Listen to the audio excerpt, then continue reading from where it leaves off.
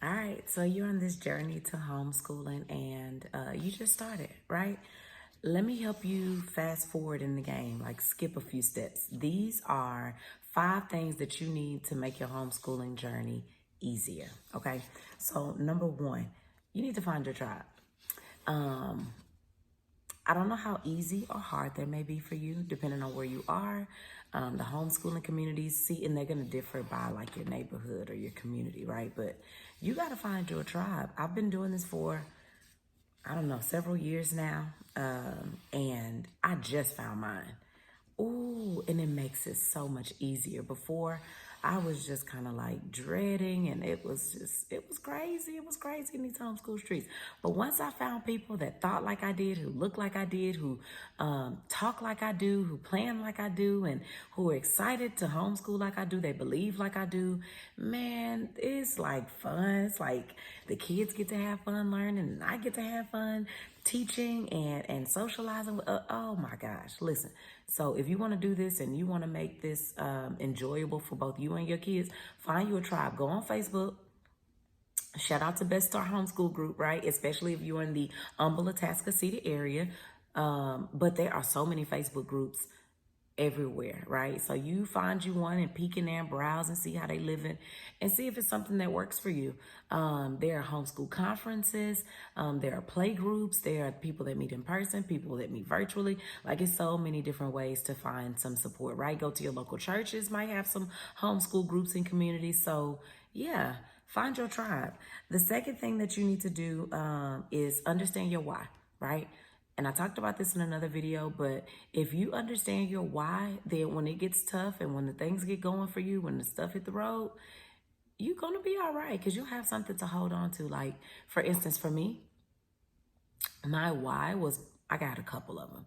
First of all, as a certified educator, I was like, I just can't see myself getting up, leaving my own kids to teach 25 other kids for something that I could be teaching my own babies and spending time with my own babies, right? I just couldn't. It didn't make sense to me. That was the first thing. The second thing was, man, I didn't want to miss out on their childhood. Like getting advice before I started having kids and hearing moms and dads and parents say, you know what? They're only going to be 5 once. They'll only be able to sit on your lap for this amount of time and they grow up so fast. Listen, if that's the case, I get 18 out of the 70, 80, 90 years that they got, baby, give me my 18. Give me my 17, 16. I'll take it. I want to cherish these moments, man. And so one of the things that I don't find myself doing that I hear some other parents doing, they say they look up and it seems like they just grew up out of nowhere. Or, they're growing up so fast. I don't feel like that. I get to see these kids all day, every day. I get to see the little growth spurts on their feet. I get to see the little hair on their head change. I get to see the demeanors change when those developmental stages change. You get what I'm saying? Like you can see that. Like my baby now, she's 7. She'll be 8 this year. But I saw, when she was an infant and when it changed during those infancy stages, and then when she hit about 1 and she became more independent, and then those toddler years where they're fiercely just independent, they want to do their own thing and they want to tell you no because they want to do it by themselves. And then when they got about 3 and 4 and they become sponges and they're soaking up everything, and then when they turn about 5 and she started making her own decisions, and then now at 7 she's finding her identity and I get to help. And like I like being able to see all those distinct changes in their personalities, and I just love spending time with my kids, right? So that was one of my whys. And I just want to be there for all those milestones, right? So 2, understanding your why will make this thing easier for you, right? It'll help your perspective stay good. It'll help your demeanor and your temperament stay positive, right? When it gets tough, because they're kids, right? And so you may be a professional at this and you may not. And I am, and it still gets tough for me sometimes. So be encouraged in that. Give yourself some grace. Number 3, listen, you got to have the right tools. If you're going to do this, listen, you're not going to play basketball without your basketball and football without your cleats and you know what? Listen, you got to make sure you have the right tools. And let me tell you what those tools are. Every homeschool parent needs to have these things. Okay, I swear by them. A printer, get you a good printer, right? keep you some art supplies. I'm talking Play-Doh, feathers, googly eyes, glue, construction paper, all of the art supplies. Get it, okay? Then find your websites. Find your websites where all of your lessons are going to come from. Like I said, Teachers Pay Teachers, Super Teacher Worksheets. I got a whole bunch of them. I ain't gonna give you all of my clues, but Hubbard's Cupboard, something like that. Hubbard's Cupboard.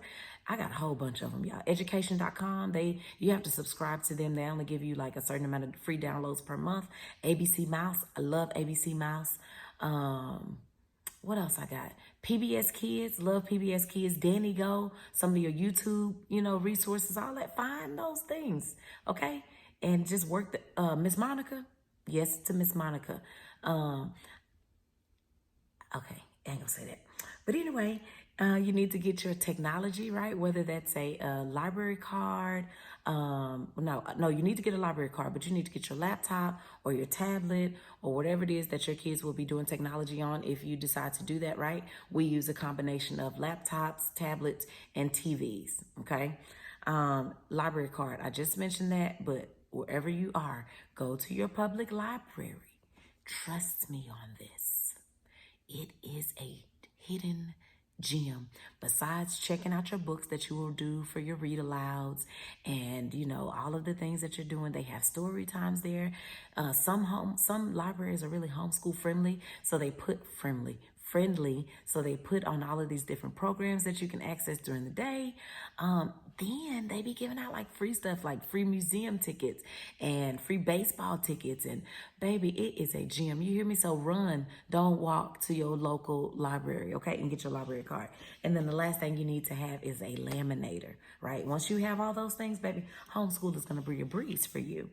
Outdoor play, find your nearest outdoor parks, right? So for us, when school is in session, we don't get to go visit our public school parks because the school is in session. So I know where all the neighborhood parks are in my county, right? So you need to find those, your natural parks, your local parks, your precinct parks. Go find them. And there are so many of them out there, right? And then when school is not in session, we go visit those schools, right? And play at those parks.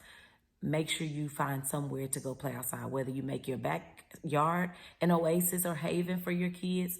If your neighborhood has a neighborhood park, or if you go to like a public park, like I said, y'all better get outside if you're homeschooling every day, non-negotiable. And then lastly, quiet times. Quiet nap times is how I make it through my days.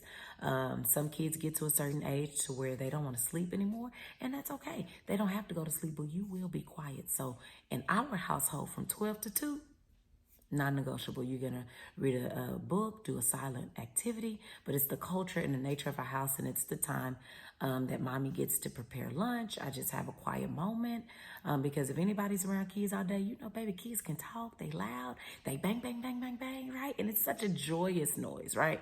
But we do take that time, besides bedtime, of course, right? Everybody's asleep right now.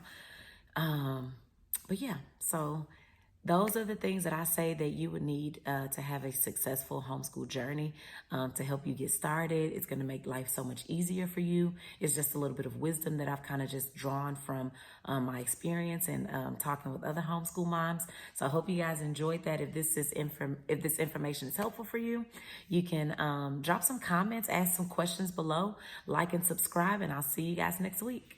Goodbye.